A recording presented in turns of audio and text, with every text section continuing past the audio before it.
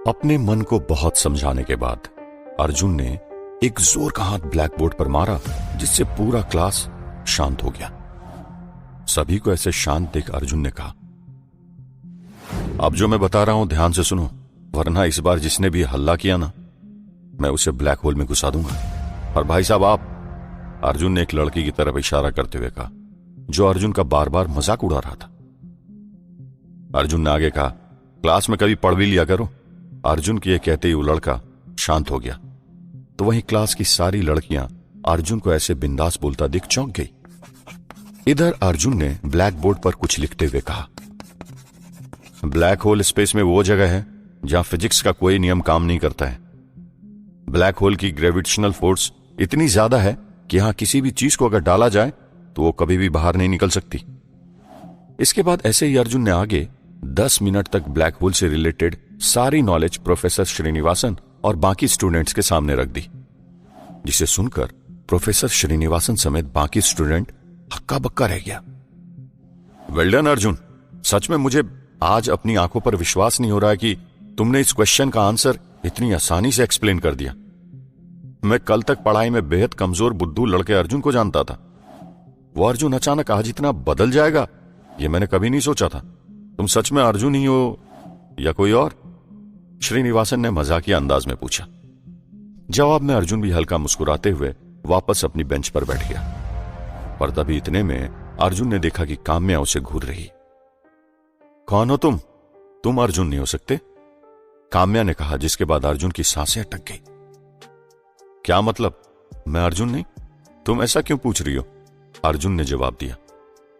अच्छी बात है, कहते हुए काम्या आगे मुड़ गई, पर उसके दिमाग में अभी भी अर्जुन को लेकर कई सवाल उठ रहे थे। एक तरफ काम्या को कहीं न कहीं अर्जुन पर शक हो रहा था, तो वहीं दूसरी ओर अब एलियंस शहर के बीचों बीच पहुंच गए हैं, जिन्हें अर्जुन की तलाश है। लेकिन वो अच्छी तरह जानते हैं कि हो ना हो अर्जुन को डॉक्टर जूल ने ही कैद कर लिया है। तो वहीं डॉक्टर जूल पहले तो आरव, फिर आकाश और अब क्लोन अर्जुन को बुराई की ताकतों में शामिल कर खुद को इस दुनिया का सबसे बड़ा शैतान समझ रहा है। अपनी लेबोरेटरी में मौजूद डॉक्टर जूल अब क्लोन अर्जुन के ऊपर अपने तमाम शैतानी एक्सपेरिमेंट करना शुरू करता है। डॉक्टर जूल ने अब अपने शैतानी एक्सपेरिमेंट से क्लोन अर्जुन को वापस से ठीक कर दिया है और अगले ही पल वो उसके ऊपर अपनी शैतानी पावर का इस्तेमाल करता है। डॉक्टर जूल की शैतानी पावर से क्लोन अर्जुन बुरी तरह तड़पने लगता है।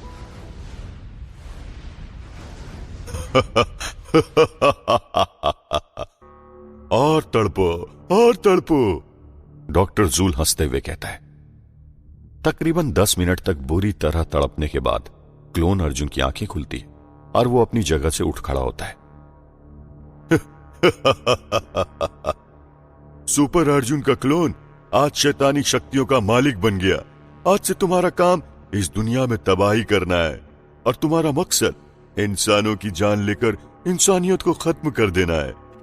डॉक्टर जूल एक अजीब सी हंसी हंसते हुए क्लोन अर्जुन से कहता है, आप जैसा कहेंगे हुकुम वैसा ही होगा। मैं इस दुनिया को खत्म कर दूंगा। इस दुनिया में ना ही इंसान बचेंगे और ना ही उनकी कोई बना इंसानियत। इस दुनिया में बचेगी सिर्फ शैतान और शैतानों की हुकूमत। क्लोन अर्जुन एक अजीब सी हंसी हंसते हुए कहता है। अगले ही पल डॉक्टर जूल उसकी लेबोरेटरी में मौजूद आकाश की ओर देखता है, जिसे उसने अपनी तरह शैतान बना दिया है। आज तुम्हारा पहला मौका है जब तुम शैतानों के लिए काम करोगे। आज तुम्हारे पास मौका है अपनी ताकत और अक्लमंदी दिखाने का। इसलिए आकाश, उन एलियंस का पीछा करो और पकड़ कर लाओ उसे यहां, डॉक्टर जूल ने कहा। डॉक्टर जूल के ऐसा कहते ही आकाश निकल पड़ा अपने बुराई के पहले मिशन में, जहां उसका साथ देंगे अहंकार की फौज के कुछ लोग। वहीं पैरेलल वर्ल्ड में आज अर्जुन की इमेज बाकी दिन की तरह नहीं है, क्योंकि आज अर्जुन ने कुछ ऐसे काम किए हैं जिससे कॉलेज में मौजूद सभी स्टूडेंट उसे देखकर हक्का बक्का है। अर्जुन अपने दोस्त विकी के साथ क्लास से बाहर आ चुका है। तभी विकी उससे कुछ सवाल करता है। क्या बात है अर्जुन, आज तो तूने कतई कहर मचा दिया भाई। और अभी तो तू पढ़ाई में भी इतना अच्छा कब से हो गया? लगता है अब मुझे तुझसे ट्यूशन लेना पड़ेगा। अरे नहीं यार, ऐसी कोई बात नहीं है, मैं बस पढ़ने में ध्यान दे रहा हूं, अर्जुन ने जवाब दिया। मुझे इसके पीछे कुछ सीक्रेट छुपा हुआ नजर आता है। भाई बताना, क्या है वो सीक्रेट जिसने तुझे इतना बदल दिया? क्योंकि सिर्फ पढ़ाई पढ़ने से इतना कुछ नहीं होता, विक्की ने मजाकिया अंदाज में कहा। अरे तू भी यार चुप कर, देख सभी स्टूडेंट्स कैसे हमें देख रहे हैं और तू चिल्ला चिल्ला के सभी को स्कीम बता रहा है। अर्जुन ने मजाकिया अंदाज में जवाब दिया। अर्जुन और विक्की आपस में कुछ बातें कर ही रहे होते हैं, तभी उनके पास काम्या आती है, जो अर्जुन को देखकर काफी खुश होती है। हेलो अर्जुन, कैसे हो? काम्या ने मुस्कुराते हुए पूछा। मैं ठीक हूं काम्या, तुम कैसी हो? जवाब में अर्जुन ने कहा। पर साथ ही वो ये सोचकर भी हैरान है कि काम्या का बर्ताव क्लास के अंदर कुछ था और बाहर कुछ और है। ठीक है अर्जुन, यार आज तो तुमने कमाल ही कर दिया। तुम इतना जल्दी कैसे बदल गए यार, वो भी एक ही दिन में? आई कांट बिलीव दिस यार, काम्या ने पूछा। इतने में काम्या के फोन पर उसकी फ्रेंड शालिनी का कॉल आया। मेरे फोन पर शालिनी का कॉल आया है, वो लाइब्रेरी बुला रही है, इसलिए अभी मैं चलती हूं, बाय। ऐसा कहते ही काम्या वहां से चली गई। हाँ? जिस लड़की से कल तक तू नजरें उठाकर बात नहीं किया करता था, उससे आज इतने प्यार से बातें कर रहा था। वाह क्या बात है, एक ही दिन में इतना बदल गया। माना कि परिवर्तन संसार का नियम है, परंतु किसी भी विक्की अभी आगे बोलता है कि तभी अर्जुन ने उसका मुंह अपने हाथ से बंद कर दिया और बोला, ज्ञान उतना ही दो जितना सामने वाला ले सके। और मैं ये बदला हूं क्योंकि हर इंसान की जिंदगी में मोड़ आता है जब इंसान को अपने डर से आजाद होना पड़ता है। भाई कुछ ऐसा ही मेरे साथ हो रहा है, अब मुझे अपने डर से आजाद होना होगा, इसलिए मैंने आज से अपने आप को बदल कर रख दिया है। अर्जुन ने मुस्कुराते हुए जवाब दिया। ऐसा भी क्या हो गया तेरे साथ? ऐसे भी क्या हालत बन गए तेरे? तूने खुद को एक ही रात में इतना बदल दिया। और यहां तो तू पहले मुकेश और कार्तिक पर भारी पड़ा, फिर तूने आज जो क्लास में किया उसे कौन भूल सकता है? तुझे याद तो होगा ना कि कल प्रोफेसर श्रीनिवासन ने तुझे फटकार लगाई थी क्योंकि तू एक मामूली से सवाल का आंसर भी नहीं कर पाया था। आज उसके बिल्कुल उल्टा।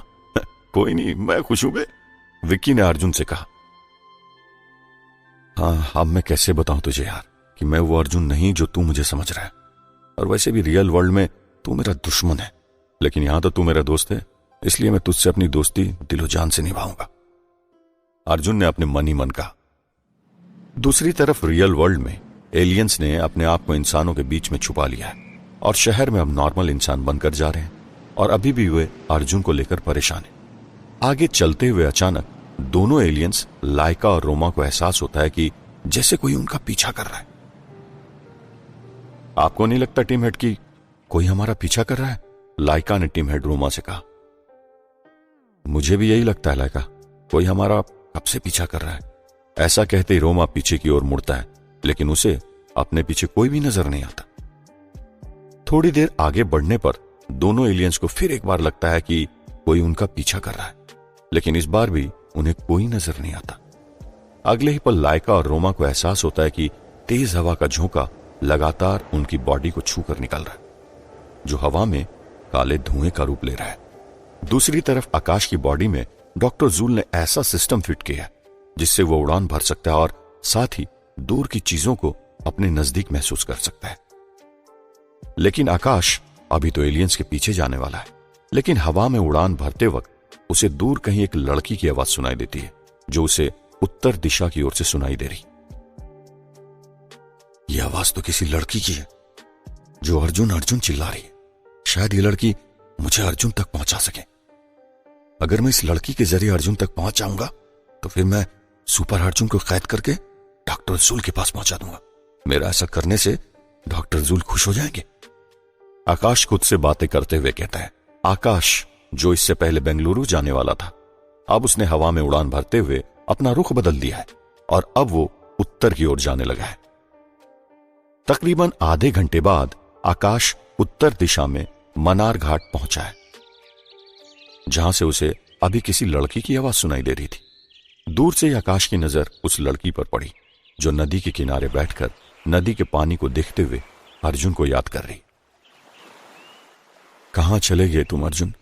मेरे पिता के बाद सिर्फ तुम ही मेरा सहारा थे, लेकिन मुझे बिना बताए तुम कहां चले गए? मैंने इस बारे में तुम्हारी मां से पूछा, उन्होंने बताया कि अब अर्जुन वापस नहीं आएगा, अपने किसी जरूरी काम से शहर जा चुका है। अरे ऐसा भी क्या जरूरी काम पड़ गया था अर्जुन जो तुम मुझे बिना बताए ही चले गए? उस लड़की ने अपने आप से कहा।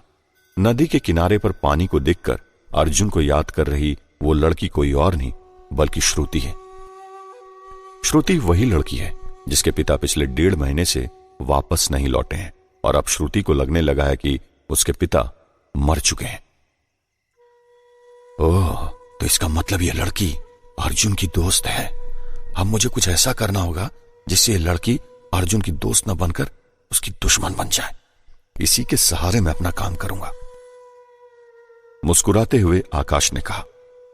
अगले ही पल आकाश नदी किनारे अकेले बैठी हुई लड़की श्रुति के पास उड़ते हुए आ पहुंचा। उसे अचानक अपने सामने देखकर श्रुति के होश उड़ गए। वैसे तो आकाश एक नॉर्मल इंसान है, लेकिन डॉक्टर जूल के शैतानी एक्सपेरिमेंट ने उसे एक नॉर्मल इंसान से शैतानी प्रवृत्ति का इंसान बना दिया है। उसके पास अपनी सुपर पावर है। उसकी बॉडी के अंदर एक ऐसा सिस्टम फिट किया गया है जिससे कि आकाश हवा में उड़ सके। कौन हो तुम? श्रुति ने घबराते हुए पूछा। तुम घबराओ मत लड़की, मैं तुम्हें कोई नुकसान पहुंचाने नहीं आया हूं। डरो मत, मैं तुम्हें कुछ नहीं करूंगा, आकाश ने श्रुति से कहा। यहां क्यों आए हो और क्या चाहते हो मुझसे? श्रुति ने पूछा। मैं बस तुमसे यह चाहता हूं कि तुम आज से मेरे लिए काम करो, शैतानों के लिए काम करो और उस सुपर अर्जुन के सीक्रेट मुझे बताओ। मुझे उसके बारे में सब कुछ जानना है, सब कुछ, जिससे मैं उसका खात्मा कर सकूं, आकाश ने एक अजीब डरावनी आवाज में कहा। मैं सुपर अर्जुन को नहीं जानती और अगर मैं उसे जानती भी तब भी तुम्हारी मदद नहीं करती, श्रुति ने जवाब दिया। वो कहते हैं ना कि जब सीधी उंगली से घी ना निकले तो उंगली टेढ़ी कर लेनी चाहिए। ऐसा कहते ही आकाश ने अपनी उंगली का इशारा श्रुति की आंखों की ओर किया और देखते ही देखते उसकी उंगली से रेडिएशन निकलना शुरू हुआ, जो कि श्रुति की आंखों से उसकी पूरी बॉडी में फैलने लगा। अचानक श्रुति की आंखें बंद हो गई। कुछ देर बाद उसने झटके से अपनी आंखें खोली, लेकिन इस बार श्रुति पहले से काफी बदली हुई नजर आई। उसकी आंखों में गुस्सा था, चेहरे पर एक अजीब सा भाव था। मैंने तुम्हें सीधे तरीके से कहा था ना कि तुम मेरे लिए काम करो, लेकिन तुमने मेरी बात नहीं मानी, इसलिए मजबूरन मुझे तुमसे अपनी बात मनवानी पड़ी। आज से तुम मेरी गुलाम हो, मैं जो कहूंगा वो तुम्हें करना होगा, आकाश ने कहा। आप जैसा कहेंगे मैं वैसी करूंगी, श्रुति ने जवाब दिया। तो ठीक है, आज से तुम मुझे सुपर अर्जुन के बारे में सब कुछ बताओगी। वो कौन है, क्या करता है, कब और कहां जाता है, उसका पास्ट क्या है, उसका प्रेजेंट क्या है, उसका फ्यूचर प्लान क्या है, एक साधारण सा इंसान कैसे इतना शक्तिशाली बना। मुझे सुपर अर्जुन से जुड़े सारे सबूत चाहिए, आकाश ने कहा। आप जैसा कहेंगे वैसा ही होगा, श्रुति ने कहा। श्रुति से ऐसा कहते ही आकाश जोर जोर से हंसने लगा और अगले ही पल वहां से चला गया। तुम मेरे सबसे बड़े दुश्मन हो सुपर अर्जुन, तुम्हें तबाह कर दूंगी और साथ ही हर उस इंसान को तबाह कर दूंगी जो अच्छाई का समर्थक है, एक गुस्सेल आवाज में श्रुति ने कहा। दूसरी ओर आकाश को यह सब करता देख डॉक्टर जूल अपनी लेबोरेटरी में मौजूद एक बड़ी सी कंप्यूटर स्क्रीन पर देख रहा है, जिसे देखकर वो काफी खुश है। तो वहीं आरव को आकाश का यह कदम कुछ खास नहीं लगा।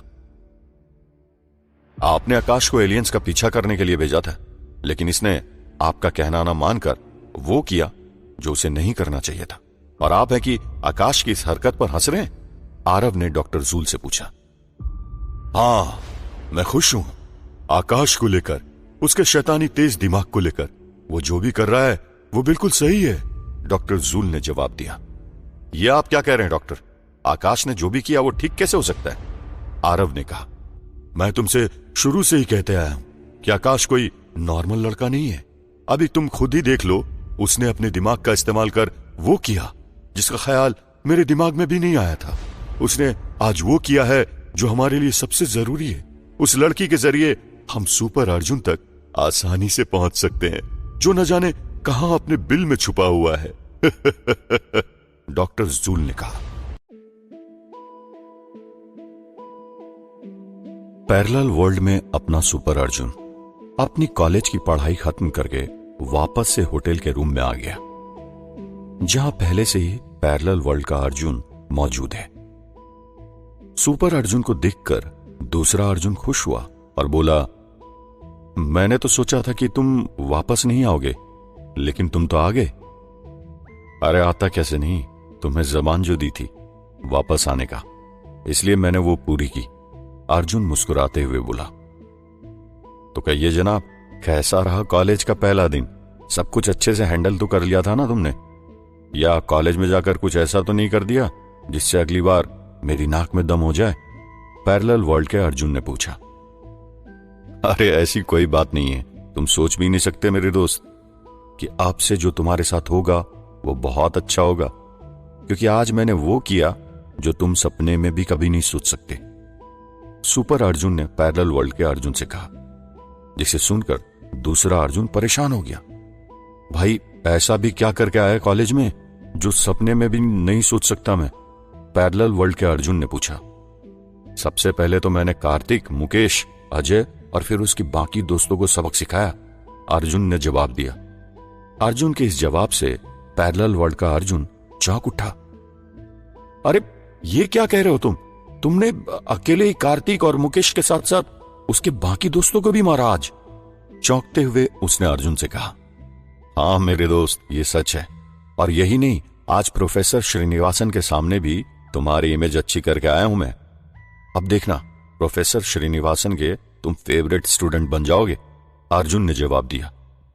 अर्जुन की ये बातें सुनकर पैरेलल वर्ल्ड का अर्जुन खुश हो गया। उसने अर्जुन के आगे अपने हाथ जोड़ दिए। मैं कैसे तुम्हारा शुक्रिया अदा करूं, मुझे समझ नहीं आ रहा, क्योंकि आज तुमने मेरे लिए वो किया है जो शायद इस जन्म में तो मैं नहीं कर पाता, उसने अर्जुन से कहा। अरे तुम प्लीज मुझसे हाथ मत जोड़ो यार, मैंने तो बस अपना फर्ज निभाया। लेकिन मैं तुमसे एक बात कहना चाहूंगा, जब तक तुम अपने अंदर के डर को बाहर नहीं निकालोगे तब तक अपनी जिंदगी में कुछ नहीं कर पाओगे। तुम्हारा आत्मविश्वास ही तुम्हारी ताकत बनेगी। अगर यही आत्मविश्वास तुम्हारे अंदर से ऐसे ही गायब रहा तो हर एक इंसान तुम्हारे ऊपर हावी हो जाएगा। ये दुनिया कमजोरों को ही तलाश करती है मेरे दोस्त, ताकि उन्हें दबाया जाए, उनका शोषण किया जाए, लेकिन ताकतवर लोगों को कुछ करना ही नहीं पड़ता, सुपर अर्जुन ने बताया। जिसे सुन पैरेलल वर्ल्ड का अर्जुन चौंक पड़ा। उसे ऐसे देख सुपर अर्जुन ने आगे बताया, अरे देखो भाई, ताकतवर लोगों को ना ही बार बार कोई छेड़ता है और ना ही उन्हें हर बार लोगों का जवाब देना पड़ता है। उनकी निडरता, उनका आत्मविश्वास ही उनका जवाब होता है, सुपर अर्जुन ने पैरेलल वर्ल्ड के अर्जुन को समझाते हुए कहा। तुम ठीक कहते हो यार, जिंदगी में पहली बार आज मुझे अपने होने का एहसास हुआ है। जिंदगी में पहली बार मुझे पता चला है कि मैं भी बहुत कुछ हूं। मैं वादा करता हूं तुमसे कि आज से मैं खुद को बदल लूंगा, अपनी सोच को बदल लूंगा, और फिर देखना ये दुनिया खुद ब खुद बदल जाएगी। मेरे अंदर नई सोच का जन्म हो रहा है, ये सब तुम्हारे कारण हुआ है, इसलिए शुक्रिया अदा तो बनता है ना, पैरेलल वर्ल्ड के अर्जुन ने कहा। ठीक है, अब इमोशनल तो मत करो, वरना मैं सेंसिटिव बंदा हूं, ज्यादा इमोशनल करोगे तो मैं रो जाऊंगा, मजाकिया अंदाज में अर्जुन बोला। अच्छा एक बात बताओ, जो कॉलेज में तुम्हारे साथ लड़की पढ़ती है काम्या, उसके बारे में तुम्हारा क्या ख्याल है? सुपर अर्जुन ने सवाल किया। कुछ नहीं, वो रोज कोशिश करती है मुझसे बात करने की, लेकिन मैं ही उससे ज्यादा मतलब नहीं रखता, या यूं कहो कि वो मुझे पसंद नहीं है, पैरेलल वर्ल्ड के अर्जुन ने कहा। कई बार हम बहुत बड़ी गलती करते हैं, हम उसे पसंद करते हैं जो हमें पसंद नहीं करता, और उसे पसंद नहीं करते जो हमें पसंद करता है, सुपर अर्जुन ने कहा। तभी पैरेलल वर्ल्ड के अर्जुन ने फिर से पूछा, तुम्हारे कहने का मतलब क्या है? यही कि काम्या तुम्हें पसंद करती है, सुपर अर्जुन ने आगे जवाब दिया।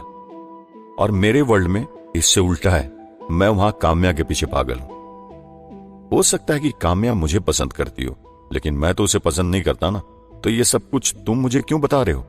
दूसरे अर्जुन ने फिर एक बार सुपर अर्जुन से कहा। तुम बहुत बड़ी गलती कर रहे हो, मुझे लगता है तुम्हें काम्या का हाथ थाम लेना चाहिए, क्योंकि काम्या जैसी लड़की तुम्हें दोबारा कभी नहीं मिलेगी। मेरा दिल कहता है कि काम्या बहुत अच्छी लड़की है, सुपर अर्जुन ने पैरेलल वर्ल्ड के अर्जुन को समझाते हुए कहा। तभी अचानक से सुपर अर्जुन गलती से टीवी के रिमोट पर बैठ जाता है और टीवी चालू हो जाती है। टीवी चालू होते ही न्यूज आने लगती है। न्यूज में काफी सारे रोबोट देखे जा सकते हैं जो अभी अपनी स्पीच दे रहे हैं और यहां तक कि उन रोबोट्स की कमांड को इंसान फॉलो कर रहा है। टीवी में इस नजारे को देखकर सुपर अर्जुन हैरान है।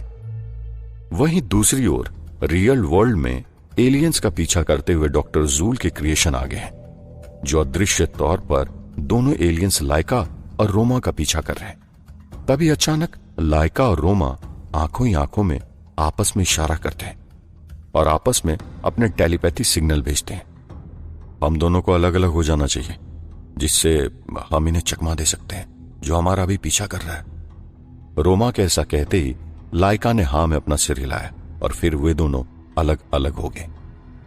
वहीं दूसरी तरफ डॉक्टर जूल के क्रिएशन और हंकार की फौज ने भी अब आम लोगों का रूप ले लिया है और अब वो चारों तरफ फैलकर दोनों एलियंस का पीछा करना शुरू करते हैं। तभी अचानक लाइका और रोमा बहुत सारे इंसानों की भीड़ में गायब हो जाते हैं और वे सभी लोग जो अभी तक इन दोनों का पीछा कर रहे थे वो देखते रह जाते हैं। आगे जाते जाते जो रोमा और लाइका अब एक दूसरे से काफी दूर जा चुके हैं, तभी अचानक एलियंस टीम हेड रोमा को कुछ याद आता है। धरती पर लगातार शैतानों की संख्या बढ़ती जा रही। धरती अभी खतरे में है और हमारा स्पेसशिप भी टूट चुका है।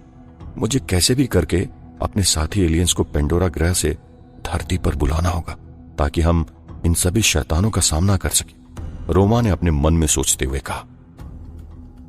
दूसरी ओर जंगल में एलियंस के स्पेसशिप अभी भी मौजूद है, लेकिन अब उसके टुकड़े टुकड़े हो चुके हैं, जिसका जिम्मेदार डॉक्टर जूल है। लेकिन अभी तक एलियंस के स्पेसशिप में मौजूद ट्रांसफॉर्मर को कुछ नहीं हुआ था, जो एलियंस की शक्तियों का एक जरिया है। लेकिन अचानक ट्रांसफॉर्मर से आग निकलनी शुरू होती है और अगले ही पल ट्रांसफॉर्मर ब्लास्ट हो जाता है। उधर ट्रांसफॉर्मर ब्लास्ट होता है, इधर लाइका और रोमा को एक तेज झटका लगता है। लेकिन उस झटके से संभलते हुए रोमा अपने टेलीपैथी सिग्नल का इस्तेमाल करता है ताकि वो अपने साथी एलियंस को पेंडोरा ग्रह से धरती पर बुला सके। लेकिन ये क्या, अब भी अभी उसका टेलीपैथी सिग्नल ने काम करना बंद कर दिया है, जिसे देख रोमा हैरान हो चुका है। तो वहीं दूसरी तरफ लाइका भी पेंडोरा ग्रह में कांटेक्ट करने की कोशिश करती, लेकिन उसके भी टेलीपैथी सिग्नल काम नहीं करती। ये क्या हो रहा है मेरे साथ? मेरे टेलीपैथी सिग्नल काम क्यों नहीं कर रहे?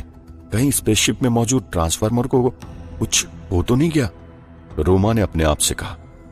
ऐसा कहते ही उसने लाइका से भी कांटेक्ट करने की कोशिश की, लेकिन वो लाइका से कांटेक्ट करने में भी नाकामयाब रहा। तो वहीं दूसरी ओर लाइका भी कोशिश कर रही है कि वो रोमा से अपनी टेलीपैथी सिग्नल के जरिए कांटेक्ट करे, लेकिन वो भी इसमें कामयाब नहीं हो रही है। अब धीरे धीरे दोनों एलियन समझ चुके हैं कि उनके स्पेसशिप में मौजूद ट्रांसफॉर्मर ब्लास्ट हो चुका है, जो कि उनकी शक्तियों का एक अहम जरिया हुआ करता था। लेकिन इसका असर कुछ और पर भी पड़ने वाला था, जिस बात से अभी रोमा और लाइका अनजान है। जहां एक और घंटों तक एलियंस को तलाशने के बाद डॉक्टर जूल के क्रिएशन वापस लौट चुके हैं, तो वहीं एलियंस टीम हेड रोमा आगे चलते चलते भीड़ में जा रहा है। तभी अचानक उसकी नजर अपने पैरों पर जाती है, जो उसके शूज के ऊपर हल्का सा नजर आने लगता है।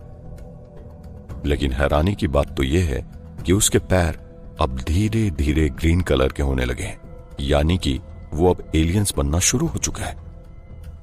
और यही नहीं, उसके सिर पर एलियंस की तरह हल्के से सींग निकलने शुरू हो गए।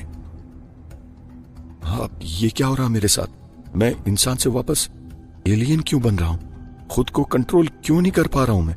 अगर ऐसा होता रहा तो मैं लोगों की नजर में आ जाऊंगा और फिर डॉक्टर जूल आसानी से मुझे ढूंढ लेगा, रोमा ने अपने मन में सोचते हुए कहा। तभी अचानक उसके माइंड में एक आइडिया आता है। उसकी नजर रोड के किनारे लगे कपड़ों के छोटे छोटे स्टॉल पर जाती है। टीम हेड रोमा बड़ी होशियारी के साथ उस स्टॉल के पास जाता है और चुपके से उस स्टोर में मौजूद एक पगड़ी और कुछ और कपड़ों को उठा लेता है। अबे ओ, बाप की शादी में आया क्या? पगड़ी कहां उठाकर जा रहा है? तभी दुकान वाले ने रोमा को देखकर कहा। इसके तुरंत बाद रोमा ने अपनी आंखों से एक रे निकाला और इसके साथ ही दुकान वाले को कुछ भी याद नहीं रहा। अगले ही पल रोमा अपने सिर में उग रहे उस सींग को छुपाने के लिए उस पगड़ी को अपने सिर पर पहन लेता है। तो वहीं दूसरी तरफ लाइका के भी कुछ यही हाल है। उसके शरीर में भी लगातार चेंजेस आने लगे हैं। उसकी बॉडी का भी कलर अब धीरे धीरे ग्रीन होने लगा है, जो कि लाइका के लिए चिंता की बात है। ये क्या हो रहा है मेरे साथ? मैं तो वापस से एलियन बन रही हूं, लेकिन मैं इंसान के रूप में अपनी पावर का इस्तेमाल क्यों नहीं कर पा रही? लाइका ने अपने आप से कहा। लेकिन इतना कुछ बदलाव होने के बावजूद अभी भी एलियंस के चेहरे और हाथ इंसानों की तरह ही है, इसलिए किसी को भी इनके ऊपर शक नहीं हो रहा है। अब इन दोनों एलियंस के पास इनकी शक्तियां नहीं है और इसलिए अब ये एक आम इंसान बन गए हैं, जिन्हें इंसानों की तरह पसीना आ रहा है। और यहां तक कि अब इन दोनों एलियंस को भूख भी लगने लगी है। मुझे लगता है मेरी तरह अब लाइका के भी यही हालत हो गई होगी। और ये क्या, मुझे तो अभी इंसानों की तरह भूख भी लगना शुरू हो गया है। इसका मतलब हमें यहां रहने के लिए इंसानों की तरह जीना होगा और इंसानों की तरह जीने के लिए हमें पैसे भी कमाने होंगे। लेकिन अभी तो मेरे पास 1 रुपया भी नहीं है, ऐसे में हम तो भूखे रह जाएंगे। लेकिन लाइका, वो अभी किस हाल में होगी? पहले मुझे उसे ढूंढना होगा, फिर जाकर आगे की सोचते हैं, रोमा ने कहा। ऐसा कहते ही रोमा शहर में चारों तरफ लाइका को ढूंढने लगा, लेकिन काफी देर लाइका को तलाशने के बावजूद भी उसे लाइका कहीं नहीं मिली। तो वहीं दूसरी तरफ लाइका का भी यही हाल है। वो अपने टीम हेड रोमा को शहर में जगह जगह तलाशती है, लेकिन उसे रोमा कहीं नहीं मिलता। अब मैं अकेले क्या करूं? अब तो मैं एक नॉर्मल इंसान हूं, ना ही मेरे पास मेरी सुपर पावर है और ना ही मेरे साथी टीम हेड रोमा। मुझे पिछला 1 घंटा हो चुका है टीम हेड रोमा को तलाशते हुए, लेकिन अभी भी मुझे वो नहीं मिले, लाइका एक अजीब सी मायूसी के साथ कहती है। लाइका अभी एक आम लड़की बन चुकी है, इसलिए एक आम लड़की होने के कारण लाइका को शहर में सरवाइव करने में काफी प्रॉब्लम्स फेस करनी पड़ रही है। वहीं दूसरी तरफ एलियंस को आम इंसान की तरह भूख लगना शुरू हो गया है। एक तरफ रोमा खाना खाने के लिए एक रेस्टोरेंट में जाता है, लेकिन अंदर ही अंदर उसे बहुत डर भी लग रहा है, जिसका कारण उसके पास पैसे ना होना है। रेस्टोरेंट का मालिक रोमा को ऊपर से नीचे तक बड़े ही ध्यान से देखता है। रोमा ने अभी अपने सिर में पगड़ी लगाई हुई है और शरीर को जैकेट से ढका हुआ है, लेकिन इस गर्मी में भी उसकी बॉडी में पगड़ी और जैकेट देखकर रेस्टोरेंट का मालिक उसे देखकर हैरान हो जाता है। भाई, बड़ी अजीब बात है भाई, इतनी गर्मी में जैकेट और पगड़ी? तुम आदमी हो या पैजामा? इतनी गर्मी में भी कोई पगड़ी और जैकेट पहनता क्या? रेस्टोरेंट के मालिक ने रोमा की ओर देखते हुए कहा। नहीं, ऐसी कोई बात नहीं है, वो मेरी तबीयत खराब है ना, इसलिए इतने ज्यादा कपड़े पहने, रोमा ने जवाब दिया। लेकिन देखने से तो चंगे भले लगते हो भाई, मुझे तो किसी भी एंगल से बीमार तो नहीं लगते तुम, रेस्टोरेंट के मालिक ने फिर एक बार कहा। ये अंदर की बात है भैया, अब आपको क्या बताऊं, बस बीमार है तो, रोमा ने जवाब दिया। ओह, तो ये अंदर की बात है, चलो कोई नहीं, बताओ क्या लगा है तुम्हारे लिए खाने में, रेस्टोरेंट के मालिक ने पूछा। मुझे बड़ी जोरों की भूख लगी है, मुझे जो भी देंगे मैं वो खा लूंगा, लेकिन मेरे पास पैसे नहीं है खाने के लिए, रोमा ने कहा। रोमा के ये कहते ही होटल का मालिक चौंक पड़ा। अरे, अगर तुम्हारे पास पैसे नहीं है तो चले जाओ भाई यहां से, ये कोई धर्मशाला नहीं है जो यहां फ्री में खाना मिलेगा, यहां पैसे लगेंगे खाने के। अगर पैसे हैं तो यहीं रुको, वरना यहां से चले जाओ, रेस्टोरेंट का मालिक एक तेज आवाज में बोला। भैया, मैं सुबह से भूखा हूं, मेरी मदद कीजिए ना। आज जब मैं बस में चढ़ा तो मेरा पर्स चोरी हो गया, उसमें सारे पैसे थे, अभी तो मेरे पास कुछ भी नहीं है, रोमा ने एक धीमी आवाज में कहा। इस बार रोमा की बातें सुनकर रेस्टोरेंट के मालिक का दिल पिघल गया। तुम अंदर आ सकते हो, मैं तुम्हें पेट भर खाना खिलाऊंगा। अगर आज मैंने अपने दर से तुम्हें भूखे पेट भेज दिया तो ऊपर वाला मुझे कभी माफ नहीं करेगा, रेस्टोरेंट का मालिक मुस्कुराते हुए बोला। तो वहीं दूसरी तरफ लाइका को रोड के किनारे एक जगह लंगर लगा हुआ दिखाई दिया, इसलिए उसने वहां जाकर खाना खाना बेहतर समझा। तभी अचानक से उसका सिर घूमने लगा। वो कुछ समझ पाती इससे पहले ही लाइका जमीन पर बैठ गई। आखिर क्या हुआ लाइका को, और क्या रोमा और लाइका की सच्चाई सबको पता चल जाएगी?